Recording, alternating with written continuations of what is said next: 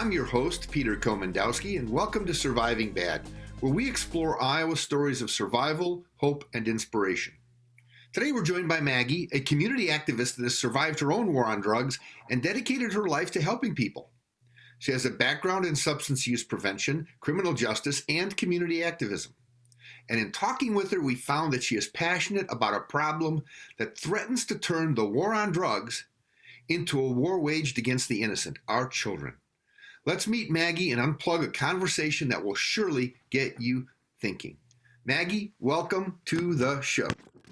Thanks for having me, Peter. All right, tell us a little bit about yourself and how you got here today. Yeah, thank you.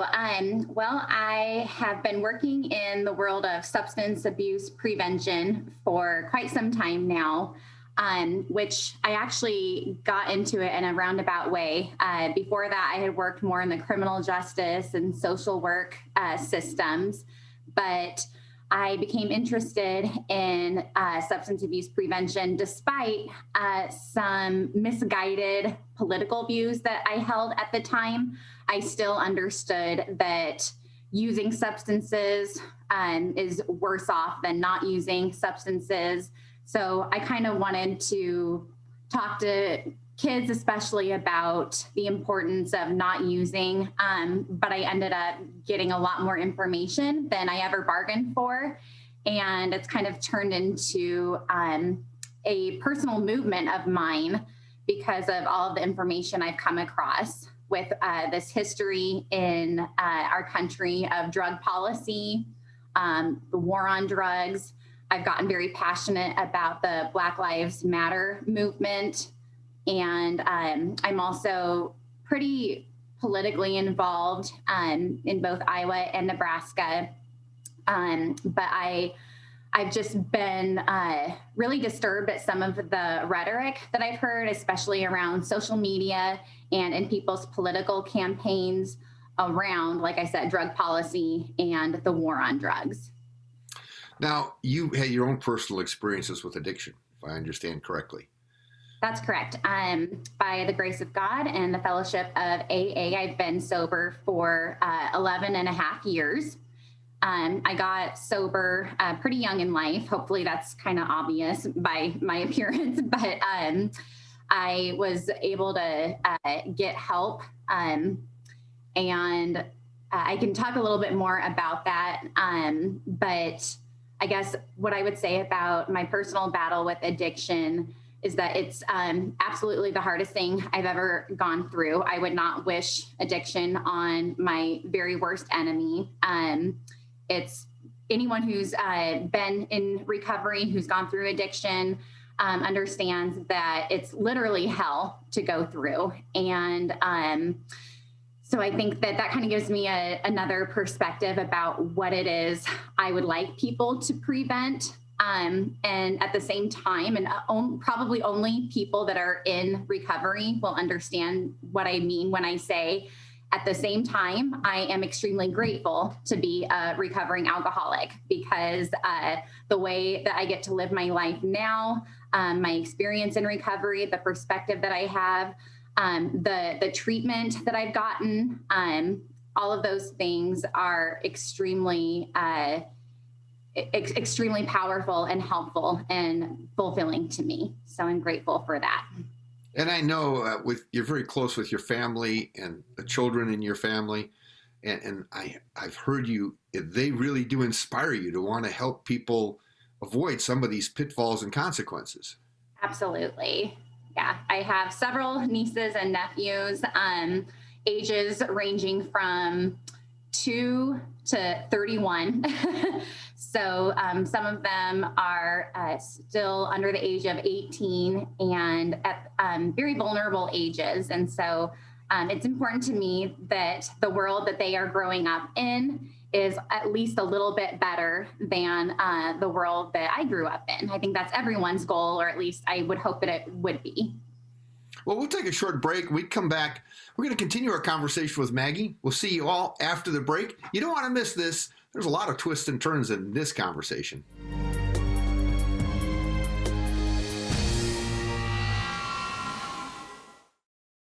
I may never have met you, We don't go way back. Maybe we wouldn't even be friends if we did. But when you wear a mask, you have my respect. Because your mask doesn't protect you. It protects me. I wear my mask to protect you. Mask up, America. Every second, 127 new devices connect to the internet. You can feel it happening, our digital world expanding with every breath. We're entering a whole new era of connectivity, and Mediacom will be ready to power it with one of the nation's first 10G platforms. We'll be bringing you more speed, more capacity, more security, and the power to do more than you ever dreamed possible.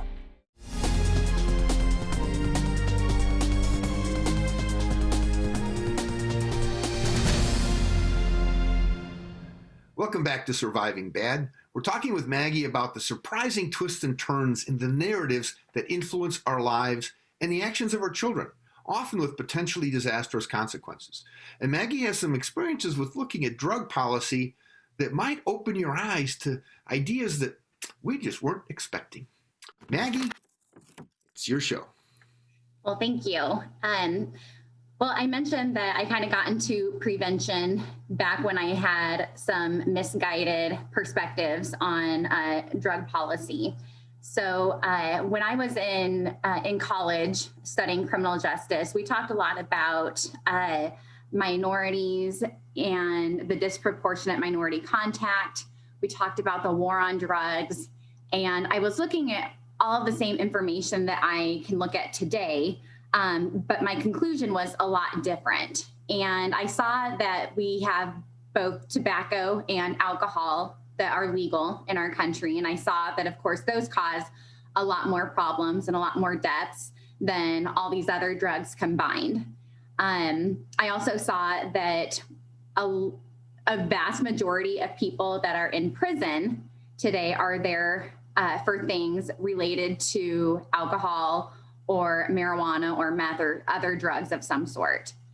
So at that time, I had this notion that if we were to get rid of the penalties, if we were to legalize these substances, then we would be able to empty our prisons. Which, if you think about it, is kind of like saying if we were to legalize murder or sexual assault, then we wouldn't have to put murderers and assailants in prison. We're going to still see the crimes happening. It just won't be against the law. And so that's why I say it was very misguided. Luckily, I was given many opportunities to look at some data and information that completely changed my perspective. And so for people that are watching this show today, that's one thing I really want to ask is that you have an open mind. And I think that's a little bit rare in today's world. We all can sit at our computers and type to our heart's desire what our personal perspectives are. But I ask that as I go through some of my perspectives, that people keep an open mind and be able to possibly have the outside chance that maybe there will be some information that's shared that might be able to change their mind. And it doesn't mean that they were stupid or wrong before, but that they have new information now based on what I'm hoping to share. Well, give us a few of those ideas. Let's get started. Yes, let's do. So the biggest impact for me was when I went to this first seminar, I guess you would call it, called Smart Approaches to Marijuana. And it was just a one-day event that I went to in Orlando, Florida, back in 2014. And when I showed up there, I was like, these people just need to get over it. Like, it's just pot. It is not a big deal. We see many more problems happening from tobacco and alcohol, just whatever. And I was surprised at all the things that they were sharing. It was not, for one thing, the same pot that it was back when I was in high school or even college, let alone when, Peter, you were in high school or college. That was the biggest thing that opened my eyes at first, was learning how much stronger today's marijuana is compared to, 10, 15, 20, 30, 40 years ago. It keeps getting stronger and stronger. I also realized that there is a lot to be said about decriminalizing people so that they are not getting put into jail or let alone prison for using marijuana. But unfortunately, we've seen that in states like Colorado, Washington, now we see it happen in California and other states. Unfortunately, that's not what it's about. It's about creating a business and creating this industry.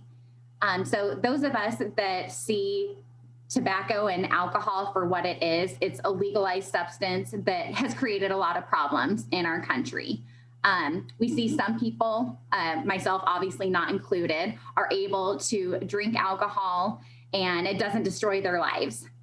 For me, that was never a possibility, but for a lot of people that can happen, and that's great. And that's one of the differences. We see that when people drink alcohol, they can drink some without becoming impaired. When people use marijuana, if they don't become impaired, they're going to keep using. Okay. If I take a couple hits off of a joint and I don't get high, I'm going to take a couple more hits, or I'm going to eat some more of that pot brownie.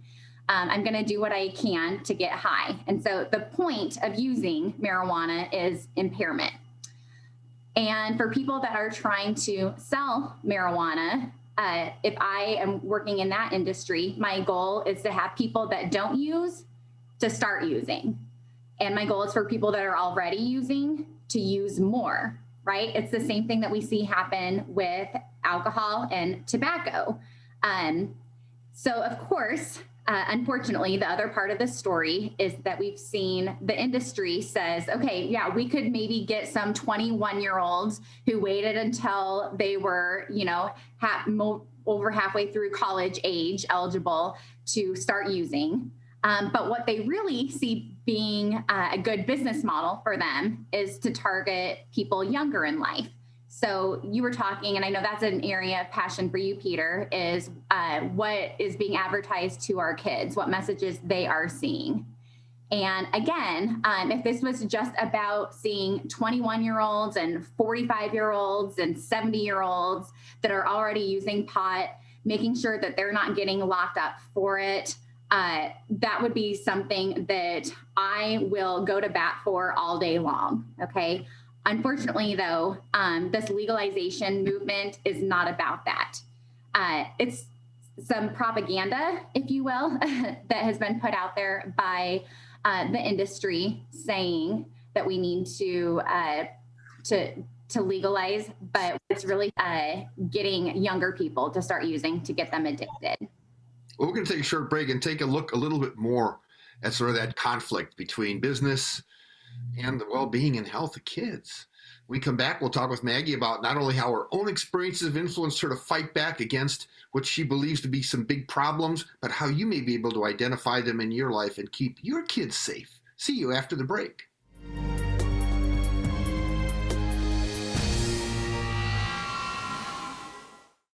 I work out every day.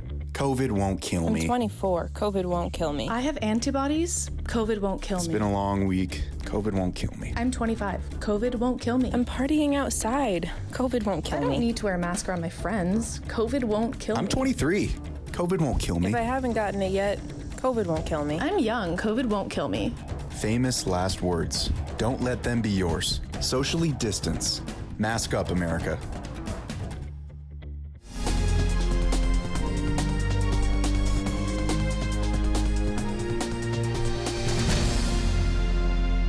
Welcome back to Surviving Bad. I'm your host, Peter Komendowski, and we're talking with Maggie through her eyes about a world that sort of paralleled a lot of problems with the war on drugs. And she has some unique viewpoints on why maybe our views on it just aren't the real views. Maggie, what do you have to say? Well, like I said, kind of towards the beginning, is that I've seen on social media and a lot of talking points from different politicians. There is this notion of the war on drugs being a failure and the war on drugs being racist.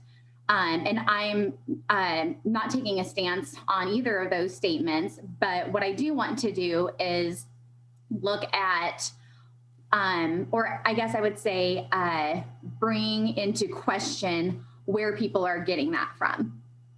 So first of all, how do you measure a success or a failure? Because we see that things like meth, heroin, fentanyl, synthetic drugs, all of these substances that when people use them, they end up making some bad decisions, right? I think we can all agree that people are better off not using heroin and meth than if they were to be using it. So I know when we talk about a substance like marijuana, for instance, people start getting their personal views and their personal experiences involved, just like we do with alcohol. We say, I could use alcohol and I didn't do anything bad. I could use pot and it didn't do anything bad for me. So why should someone who doesn't do anything bad, why should they have to go to prison? And why do we have these drug laws? And I think a very common response to that question is, it's because they want to lock up people of color. And I would ask again that people think a little bit more outside the box with that. We look at Nixon, I'm not to say that Nixon wasn't a racist man, not to say that the policy on drugs that he created did not end up putting a lot of people of color in prison. Okay, no argument about that.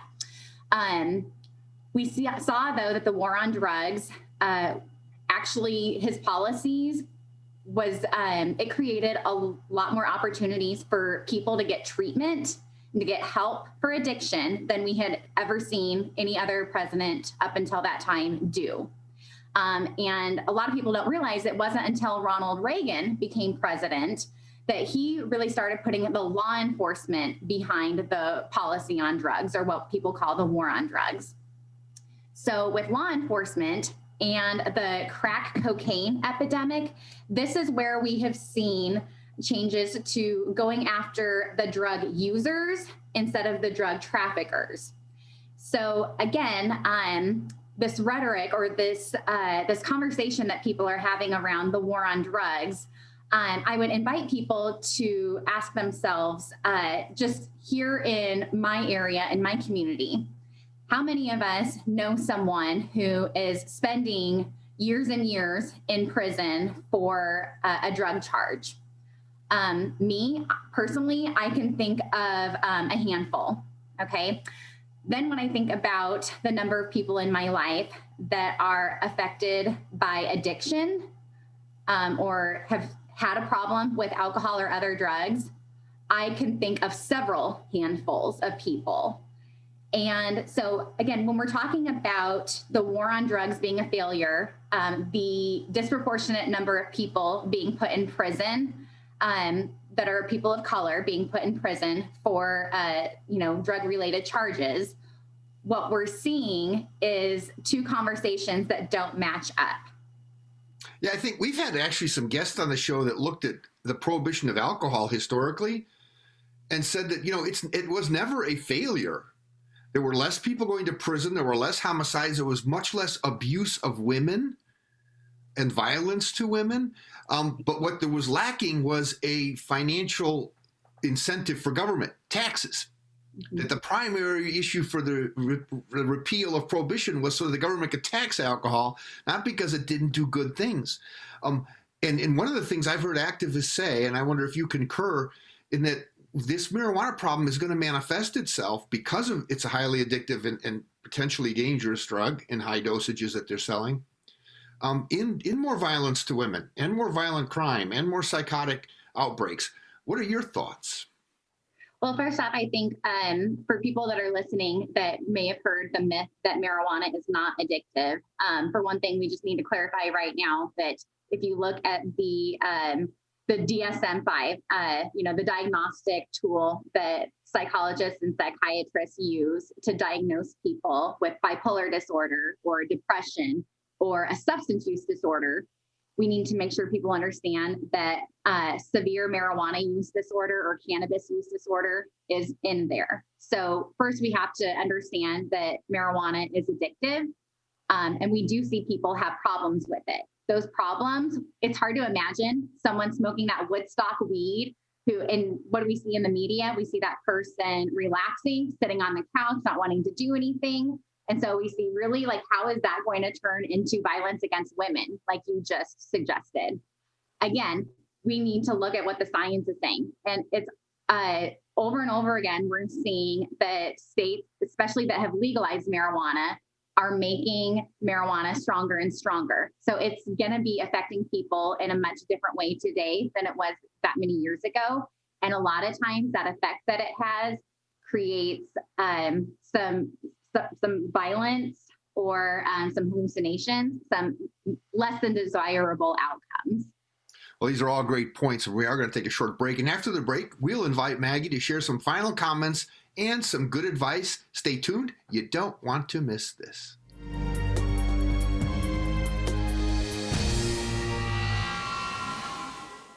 Our fight against coronavirus isn't over. We still have to slow the spread and do our part. Let's wear face masks in public. Stay 6 feet or more from others. Follow state and local guidelines. Wash our hands frequently and stay home when we feel safe. For ourselves, for our loved ones, for our future. Let's move forward together. Learn more at coronavirus.gov. Today, more than ever, you need fast, reliable internet. At Mediacom, we want you to know you can count on us. Our fiber-powered 100% gigabit technology network was built for the future. We have enormous capacity and power and 99.99% network reliability. So even though these are uncertain times, we're prepared. And you can be certain we'll keep your world connected.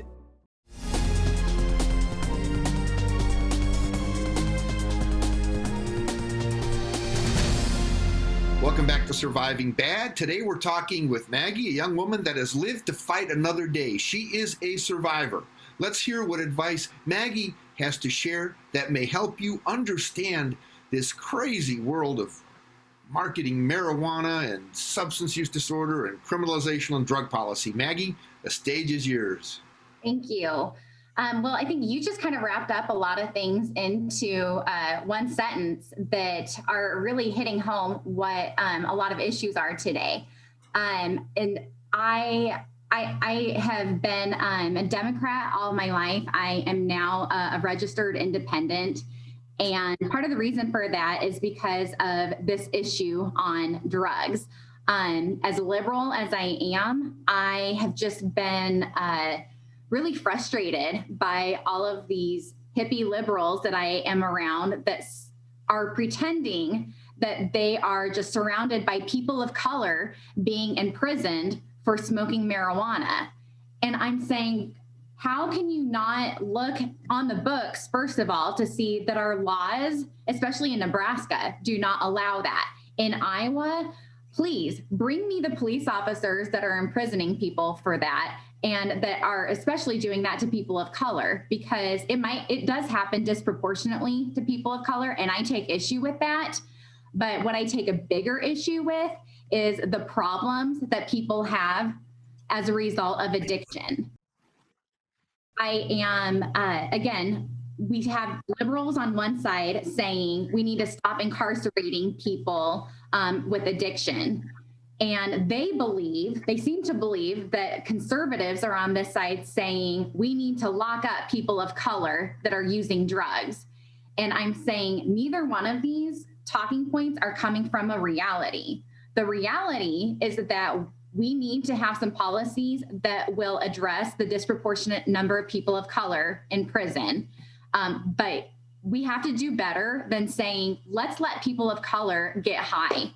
Let's make sure that they are targeted again, just like they have been with alcohol, just like they have been with tobacco, having their communities get disproportionately advertised to and targeted to be using alcohol and to be using tobacco. To me, we need to start strategizing and paying attention to the fact that addiction is a problem in our country. We talk about an opioid epidemic. It's not an opioid epidemic, okay? It's an addiction epidemic. And saying, let's give access for people to have more access to different substances, that's not going to help anything. That's going to create more problems. The other side of it is people don't always want to admit that's going to cost a lot more tax dollars. You talked about the tax incentive for ending prohibition. To me, that is hard for me to wrap my mind around, because we see the number of tax dollars that we bring in from taxing alcohol doesn't come close to all of the social costs and the prison costs and the treatment costs that come from alcohol being legal and people using it as much as they do. So people lose lives because of that. I mean, people are killed by abuse of drugs and alcohol. Yep, that too. So again, I get furious, especially knowing that this is the world that my nieces and nephews are growing up in. This is the world that I, myself in recovery for alcohol, I go to meetings and I have fellowship with people who have been addicted to substances other than alcohol. One of the things that they talk about is that, you know what, I might walk down the street and see someone drinking a glass of wine, but I don't smell that, right? If I am walking down the street and someone is smoking weed, it's going to hit me and it's triggering to me. So again, what kind of a world do we want to create for those people that we care most about? Those are great points. And thank you so much for joining us today and touching on what's really a very complicated issue, shedding some light on it. And thank you all for joining us today. Check out our website, ahealthyiowa.org, for more information. Keep your eye on Mediacom MC22 for our next episode of Surviving Bad, where we explore Iowa stories of survival, hope, and inspiration. On Mediacom MC22, your local programming leader.